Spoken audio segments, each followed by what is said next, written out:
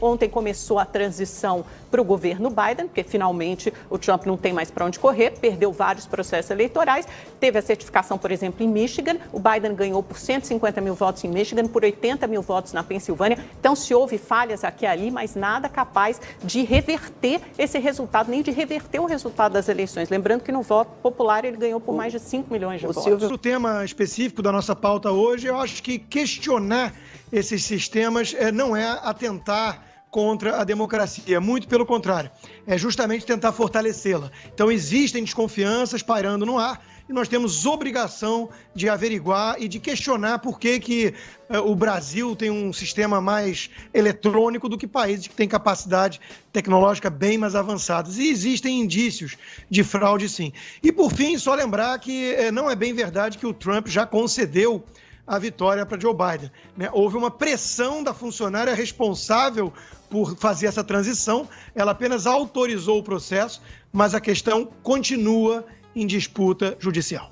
Citação da PF, né? Depois de um teste público de segurança, que se chegou a uma conclusão ali que seria mais seguro que o TSE fizesse essa contabilização, centralizasse essa contabilização dos votos que antes era feita em cada um dos 27 tribunais regionais eleitorais. Então, depois foi depois dessa indicação, desse relatório da Polícia Federal, né? Justamente para tentar obstruir qualquer tipo de falha que pudesse haver nas urnas, que esse supercomputador foi comprado. A questão é a falta da licitação, né? Porque a desculpa inicial era essa, mas só existe nessa empresa. E a gente, Franklin pode falar, existem sistemas similares em outras empresas. É uma empresa estrangeira, confiável, acho que o problema não são dois pontos importantes. Primeiro, a centralização, a decisão da centralização em si, o porquê que aconteceu. Segundo, informado pelo próprio TSE, a decisão foi para centralizar toda a segurança da informação. E dar mais segurança. Dar mais foi segurança o que a Polícia Federal relativamente, Amanda, porque pensa da seguinte forma, o que é mais fácil? Eu ter 27 alvos, que eu preciso ter 27 equipes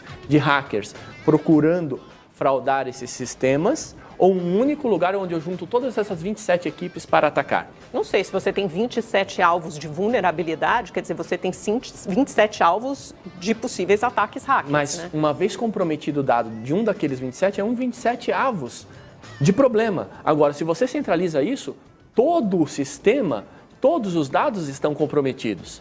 Olha, Franklin, eu não sou, quer dizer, na verdade, isso foi um relatório, uma conclusão da Polícia Federal. Sim. Eu não fui expert, mas eu imagino que a Polícia Federal deve contar com todo esse trabalho de expertise e eu acho que a Polícia Federal goza, né, de independência, autonomia para ter chegado a essa conclusão e tem indicado isso aos técnicos do TSE que tomaram essa decisão, seguindo a Polícia Federal. Sim. Foram 3 técnicos que recomendaram isso. O que não se levou em consideração foi o processo como um todo. Uma decisão técnica, ela não pode ser tomada de forma isolada por tecnocratas. Você precisa ter uma visão estratégica, uma visão de gestão, uma visão de governança de todo o ciclo de vida. Mas com certeza foi uma equipe que tomou essa decisão. Acho que a gente precisa deixar claro que a urna eletrônica existe há 24 anos, elas são auditáveis, passam sempre por esses testes públicos de segurança e nunca houve, sempre se investigou e nunca se encontrou uma evidência, uma prova de fraude. Não, o que o doutor Dulce falou. Segundo a Vice-Procuradoria-Geral Eleitoral e o Tribunal Superior Eleitoral não foi, por exemplo, em 2018, circularam várias teorias da conspiração na internet, nas redes sociais. Eles disseram que uma investigação foi feita depois de 2018 e não houve nenhuma desses casos relatados nas redes sociais, não foi encontrada nenhuma evidência de fraude. Então, acho que a gente tem um sistema bastante seguro. Até um pouco de síndrome de vira-lata, falar só porque o Brasil tem esse método que é o mais moderno, um dos mais modernos do mundo. Antes de passar para o Rodrigo, que o Rodrigo está numa situação ingrata, né? Ele está no telão, aí ele fica lá levantando o dedo para falar, daqui a pouco ele te passa a palavra, Constantino. Silvio, eu não acho que o Brasil esteja na vanguarda e seja um exemplo de segurança da informação, mas quando a gente começa a utilizar a urna há anos, de fato o Brasil estava na vanguarda da época, apresentando um sistema muito eficiente e tem uma tradição nesse sistema. A questão é que hoje esse sistema não é o melhor, o blockchain poderia ser. Agora nós temos um problema gravíssimo, que é o como substituir a urna eletrônica no sentido de sigilo do voto. Não existe local mais seguro hoje do que você entrar na urna e não ter ninguém de alguma forma te coagindo ou comprando o seu voto, porque ninguém vai saber de fato em quem você votou, nem aquele seu candidato conhecido que pediu o voto. Agora, quando isso vai para a internet e se torna o celular a urna, aí a gente tem um problema gravíssimo de como manter o sigilo do voto. Então o sistema não é inviolável, aliás, não sei, fala do blockchain, não sei se há um sistema inviolável E a gente não tem o que muita gente pede, que é o voto impresso. Então, você terminaria o seu voto, né, seria feita uma cópia do seu voto, seria depositada numa urna, você teria como auditar mais à frente. Rodrigo Constantino pediu a palavra. Vamos lá, Rodrigo. É exatamente isso, Lacombe, porque quando você vota, tem aquele dilema que eu coloquei no início. Você precisa ter a privacidade e você precisa ter a confiança de que o seu voto valeu, que foi em quem você votou, né? Da forma que está hoje, não tem isso. E, de novo, eu entendo a posição do Dr. Urso para falar de falar de blockchain, tá? É uma tecnologia mais avançada e mais segura. Mas como é que explica isso para a população brasileira em geral? De novo, né, a eleição precisa ter a confiança do povo, senão o sistema todo está ameaçado. Né? Você não confia na democracia se você não confia no processo. Você explicar que o blockchain, em primeiro lugar, o que é, e depois que é confiável para toda a população brasileira, boa sorte. Em relação à questão da concentração, né, da centralização, eu concordo 100% com o que colocou o Franklin. Né? Você concentrou também o alvo. Basta você conseguir violar que você muda o resultado todo. Foi exatamente o meu ponto inicial. E em relação à confiança das urnas ou não, quer dizer, não faz sentido, me desculpa, mas não faz sentido acreditar que países como o Japão e os Estados Unidos não conseguem chegar ao estado da arte que o Brasil consegue, né? Então é óbvio que há uma desconfiança. Aqui nos Estados Unidos eu sei disso porque é um tema recorrente, né? E eu quero lembrar, inclusive, que a própria Amanda, né, apresentou uma reportagem nessa Rede TV quando o Trump venceu em 2016, falando exatamente disso, né? Mostrando que havia muita desconfiança em relação a fraudes. Então, de novo, esse é um assunto recorrente. Não é porque a gente tem que lembrar que não muda só porque o resultado foi a favor do que a gente quer ou não. É o sistema que está em debate. Veja que no Brasil mesmo, em 2014, tivemos aquela questão ali do Aécio Neves com a Dilma Rousseff, que todo mundo já estava cantando vitória do Tucano e de repente houve uma reversão, né? O Acre ali entrou no final. Então isso, de novo, isso vai minando a confiança dos brasileiros no próprio sistema e, portanto, na própria democracia. Vamos lá, votação por celular, eu quero a tua opinião. E o ministro Barroso deu lá declarações meio desencontradas, mas ele tem certeza de uma coisa, ele é rápido na investigação, ele já sabe quem fez os ataques hackers, foram as milícias digitais, foi rápida a investigação. Rodrigo, bem-vindo mais uma vez. Pois é, Lacombe, muito obrigado. Olha, o que eu estou vendo dessa discussão toda que eu estou acompanhando, né, é que existe um dilema. Nós temos que manter a privacidade do voto para não ter venda de voto, não ter pressão, intimidação, e ao mesmo tempo nós temos que tomar cuidado com a confiança, porque sem confiar no sistema, não importa nem que tenha ocorrido a fraude ou não a princípio. Se a população não confiar no sistema vigente, isso é ruim para a democracia. Então esse é o dilema que se apresenta, né? E no mundo inteiro. O que eu queria trazer para o debate e perguntar para os nossos convidados também é isso, né? Quer dizer, nós vemos países com muito mais capacidade tecnológica do que o Brasil, países como os Estados Unidos, que já mandaram gente para a Lua na década de 60, né? E que não adotam totalmente esse modelo eletrônico. Eles têm desconfiança, agora mesmo é nossa pauta aí, mas está tendo problemas com as empresas que oferecem esse software e tudo, em algumas leituras, né, das urnas, e muitos ainda preferem justamente a questão do voto ali manual, na cédula, porque a escalabilidade de fraude, quando você consegue furar o sistema eletrônico, ela é total. Você pode fraudar uma eleição inteira. No caso de fraudar a eleição com cédula, que sempre existiu na história, também não entendo por que essa celeuma, né? De repente todo mundo chocado por falar em fraude, sempre aconteceu isso e sempre teve judicialização.